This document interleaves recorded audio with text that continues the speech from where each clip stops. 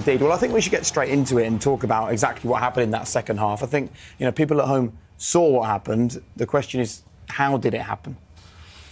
I think it was just a group of players coming together at half-time and finding a way just to kind of take little tiny steps forward within the game without kind of trying to do too much too soon. It was like, win a tackle, try and create an opportunity. And when you've got somebody like Harry Kane within the ranks who's world-class and he can almost soak up the pressure of the stadium because he's the most loved man in the stadium. He really did grab the game today. Harry's had arguably one of his best seasons in a Tottenham shirt, I think, given the circumstances. And I think he just turned it on in that second half. And also, as Owen and Rio were saying, I don't think the substitutions from Manchester United's point of view, the minute Eriksen went off the pitch, the supply line stopped kind of, to the forward players. And then that danger wasn't there for the Tottenham's defence. So that helped them as well. But fair play to Spurs showing that amount of character and spirit in the second half to get a result out of it. Well, it's been the kind of their season, hasn't it? They've started really poorly and then found a reaction. In the second half, they showed a reaction. They had to. They were obviously in a difficult position. Fabulous goal from Pedro Porro. But they got a lot of good attacking players out there. And I thought in the first half they created good moments from Charleston, mostly. But I think for United, they'll be disappointed they let that game get away from them. They were under complete control, and there was no need for that game to end up a draw. OK. I do believe that Ryan Mason has just appeared in the tunnel, so Des is there. Tell you what, let's go live to it right now. Des, the floor is yours. Congratulations to Ryan.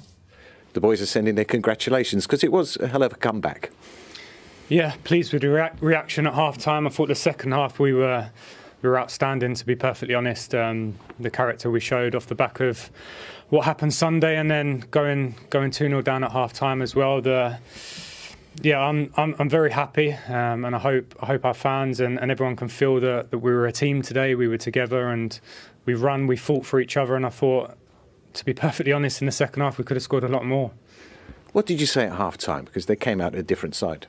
Listen, there was many things, but obviously they caused us problems in the first half, but I felt we caused them a lot of problems as well. And we had our moments, and sometimes in football the goals change games. They scored a good goal, their first goal, and it just kind of made everyone feel a little bit like, off the back of what happened the other day, there was a lot of maybe some doubts in the players' heads. But listen, they kept going. I thought they were brave, they were aggressive in the second half, and we played a lot of the game in their half of the pitch. So that's very pleasing. And having gone down 2 goals, it would have been easy to let that run away. Yeah, listen, I've said it to the boys in there. I've heard a lot of talk about maybe lack of character and all that, but listen, those players in there, I know I've got men that when they pull together and act as a team, they're a very, very strong team, and that's my challenge to inspire them and get inside of them to make sure that every time we go onto a football pitch, we act as a team. And the crowd joined you. Absolutely, and listen, I was a player here. I know what it's like. I know what it's like when we've got the fans with us. We have to get the fans with us. That goes without saying. And I was very pleased with the feeling and the energy inside the stadium because I felt like they was with us the whole game. And like I said, that's very pleasing. Does this give you a platform now to build? Listen, I think one of the key things for me is I said before the game about a reaction, but most importantly, being together, being a team. And in football, you can win, you lose, you draw, but the most important thing is that we're united with each other, we're together, we act as a team in every single moment. And my takeaway from that is that I've got a team in there that are willing to fight. Well done. Thanks very much. Thank you.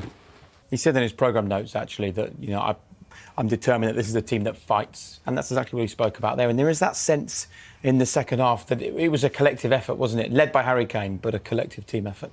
Yeah, you don't come back and show that spirit in the second half without being a collective. It's not really one individual that's going to get you over the line. As good as Harry Kane is, kind of support that performance as well. And I thought today they've done that in the second half. But, they're not going to be able to get too carried away. I think Man United let them off the hook because they had them on the ropes, if not on one knee. And they just didn't go for the jugular, Man United. And so they'll be disappointed in that. But I think Ryan Mason and his staff have to really, they take some credit in the way that they didn't panic. I think at half-time they could have been crumbling in there. And he's obviously gone in there and gathered the troops and calmed the situation down. They've come back out, clear minds, clear thoughts. and really gone for it and got what their aims were at that half time, and they got the draw at home after such a disappointing and poor performance in the previous game. OK, let's have a look at the Pedro Porro goal, shall we? Because it was a cracking strike. It was, and he's had an indifferent start to his Tottenham career, and he's himself shown a lot of character. Yes, he was probably culpable for the first goal that was conceded with a brilliant strike from Sancho, but this came at the perfect time. And technically, this is sensational, Jake. I can't tell you how difficult it is to execute this. It's an outside of the boot volley, basically. The touch is very good. To get that top spin on the ball was important because he had to get it up and over Eriksen. So the execution of that, or the outside of his boot, technically top player, and he's, it really fired him up. David De Gea wasn't happy, was he? He was sort of making the point there was a player on the line. I mean, there's probably nothing in it, is there? But he was like remonstrating with the ref that he couldn't. You probably wouldn't be happy if somebody's laying at your feet. But again, it's a fabulous finish from Pedro Porro. He's a good player, good attacking fullback, wing back. Obviously defensively, he's got a few issues, but. Great finish. I mean, you couldn't hit a ball any cleaner than that. OK, let's have a look at the equaliser. What did we say? 46 goals between them? It's some partnership. It's the Premiership record. The lead in the Premiership in history, in terms of the partnership and supplying goals for each other. Son's been struggling for confidence. I mean, earlier in the game, you look at it, you see the two fullbacks out of position, playing too high, don't sense the danger at all. It's a fabulous ball. How he's even seen that ball, and then the precision. We saw at moments in the first half, Son in his position didn't execute. That man never fails to execute in those situations. But Rio, as a centre back, if your two fullbacks are there when you're 2-1 up, why? They don't need to be there. You don't really need to attack anymore. You don't need to go score another goal.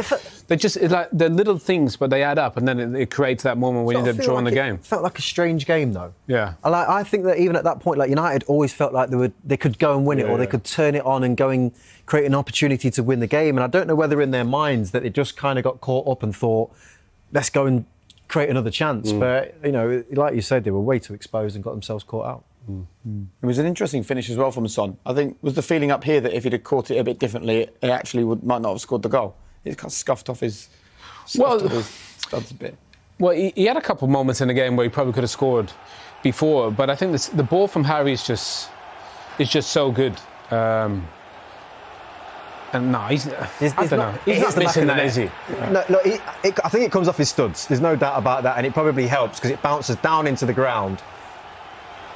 No, he gets a decent enough contact on it. Probably not as pure as he wants, but it doesn't matter. In that situation there, after he'd missed the first one, he's thinking, hit the back of the net. He's done, and that'll do his confidence a world of good. And I think that's why there was that kind of emotive moment between him and Ryan. Because he could have been dragged, like you were saying. You were surprised that he took Richarlison off his side. Well, I thought Richarlison played really well. I think Son's better getting on the end of things rather than being the creator. He had one in the first half, didn't he? Where he tried to score. That's what Rio was talking about. Yeah. And you think. When he's getting on the end of Harry's crosses, I think that when Son's at his absolute best. That was an interesting moment as well, wasn't it? That embrace between the two of them. Because if Ryan Mason's got one job between now and the end of the season, it's to find some unity at this football club, and that's a good show of it after that goal from Son. It's probably a thank you as well, because I think Son's you see him in his interviews. He's a very honest and he's open. He's an open book the way he talks, and he's probably thinking there. I was probably the one playing the worst out of our front three, and he doesn't bring me off. And that's almost a thank you gesture, maybe. I don't know that for certain, but reading between the lines, it could have been that type of thing. So to stay on, sometimes when you're not playing well, and if you're lucky to stay on the pitch when a manager's making a substitution. And in this situation, he may have thought that and thought, you know what, let me just go and say thank you to the man who actually enabled me to stay here to get this chance. And I repaid him with that faith. And listen, all right, after the weekend, a draw against Manchester United is a fine result for Tottenham. But actually, when they look at some of the chances that they missed, you can make a case for Spurs having won this game. I mean, there was this moment here. I mean, this is a miss that actually, in the end, led to them conceding a goal. If I'm totally honest, Jay, you can make a case for both. I thought United missed some big chances as well. Right, yeah. But definitely, from a creative point of view, in this second half in particular, there were some big chances. I think Eric Dyer had the biggest chance, didn't he, with that gilt-edged chance. This is a very good chance for Son. We were thinking he should hit this with his laces into the ground. That's a half chance, even for Harry Kane. This is the biggest chance of the game. Eric Dyer drifting into the 6-yard box. Harry misses that. What does he get wrong there? Timing. Yeah, I mean, just hit the target. I don't know, you know, sometimes with those headers you can have almost too much time sometimes. Sometimes it's easier when you're challenging someone. Either way, it's a poor header. He's got to hit the target. And he knows that, but I think that's, you know, goes to your point. They had chances, but, I mean, what about Bruno's one? You know, United had a lot of chances as well, I thought. And we shall have a look at those before we disappear. Are we going to see Bruno's one? We might do. That skill's too much. The skill. Oh, we were screaming in there. I can't. But are we getting it? Look, can we get it? Come on, we were going to do it after the break. Should we do it now? Please, I'd see it again. Look at this. Rolls it through the legs. Stud ball. He laid the centre half down and still put it through his legs. And that's at 2-1, Rio, isn't it? I mean, Game over if he scores it. Yeah, because Spurs just get back into the game. If he scores that, it's a long way back. Unbelievable. That's out of order. What he just done. What about the finish? Does he just relax too much, do you think, or what? I don't know. He toe poked it. I thought you'd go for the little dink, the little chip, but he does things his own way, Bruno. He just has a feel, doesn't he, really, for the moment. But that was a piece of magic there. The imagination to do that, to see that at such speed, how quick that is, and then roll it through, slows it down. I'm with Owen. I'm thinking just dink it here. Just lift it. There's something that's more delicate, but he's just got way too much on it. That clip will be doing the rounds on digitals. Imagine being Lenglet now. Lenglet? Who's that? Leng. Longley. Okay, sorry, pronunciations. Are we in school? That's going to be on digitals, bro. We're going to take it. You're right there. No. And it was, you know, we were more realistic that we got number 3 than they got the first goal. And they should have killed the game off in the first half. They had the chances to do that, and they didn't. We did the same against Seville 2 weeks ago. Exactly 2-0 up. It should have been 5 at half-time. And it's not. And that is something that needs to be worked on. Absolutely something that he needs to, because that's a mentality thing. You don't switch off. You don't stop playing. And of course, you know, the Spurs had an opportunity to have a big team, half-time team talk, and they came out different. They did. He also Brian made some really good substitutions. I think Kulusevski, when he came on, changed it. And all of a sudden, it was Spurs. I mean, Man United should be happy with the point. Maybe a little bit lucky. Okay, Bruno hit the bar. You should have scored there, but... Take a draw as a fair result. I think at the end of the day, but it's just that feeling that we were 2-0 up and then we're not winning. Yeah, fair result. We got from Spurs in the second half what we thought we were going to get from the off, which we should have got from the off, which their fans should have got from the off. They got booed off at half-time, and rightly so, and we were wondering what the response was going to be from the manager. Well, he obviously rattled a few cages at half-time because they came out with a lot more intensity. They pushed higher up the pitch. More players were prepared to take that risk. More players were prepared to break that line, if you like, to get into the midfield of Man United and then play it around and get in behind. Then they got players into the box and they looked a much better team. They were creating chances.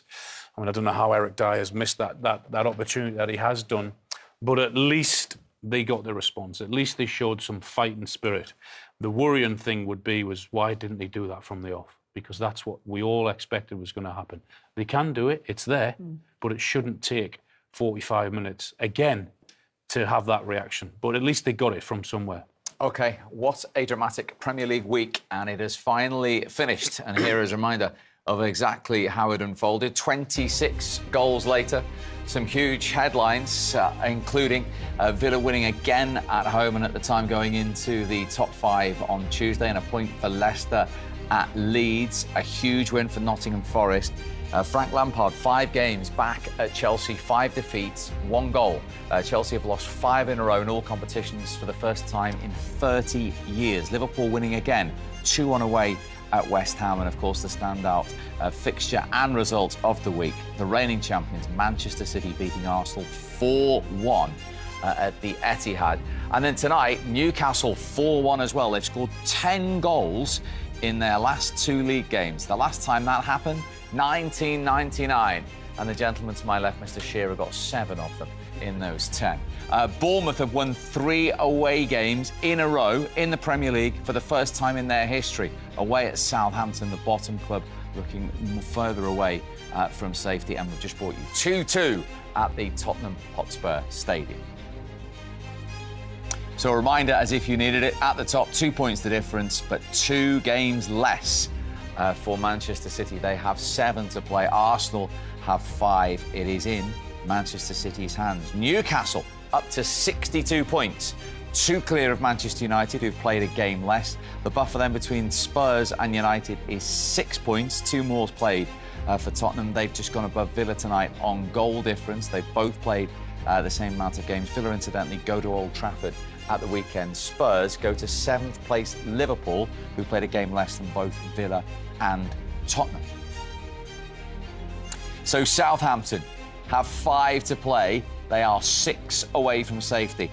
Everton, 5 to play, 2 away from safety, and Leicester only a point above Sean Dyche's side. Forest out of the drop zone along with Leeds by a point only. West Ham have that 5-point gap, and look at Bournemouth now, 7.